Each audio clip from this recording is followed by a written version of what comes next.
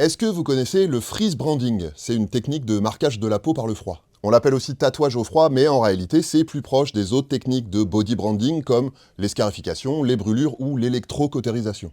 La technique, elle est très simple. On prend une espèce de tampon en métal qu'on trempe dans de l'azote liquide à moins 200 degrés. Vous savez, c'est le truc qu'utilisent les dermatos pour se débarrasser des verrues, par exemple. Ensuite, on applique le tampon sur la peau, on appuie bien pendant un certain temps, et quand on le retire, la peau est marquée par le froid. Un petit peu comme le marquage du bétail, et en réalité, ça vient précisément de l'élevage.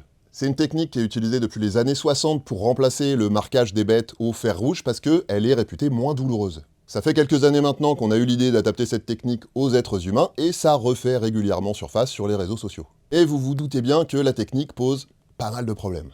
D'abord, on a le cuir moins épais que celui d'un bœuf, donc c'est moins douloureux que le fer rouge, mais c'est quand même pas complètement indolore. Ensuite, quand c'est utilisé pour des verrues, c'est très précis, très localisé, et on s'en sert pas pendant très longtemps, alors que là, sur des grandes surfaces, avec un temps de contact prolongé, ça tue un certain nombre de cellules. Celles qui sont responsables de la pigmentation de notre peau, par exemple. Donc, ça laisse une trace blanche, mais parfois, c'est l'inverse qui se produit, et il peut y avoir une hyperpigmentation.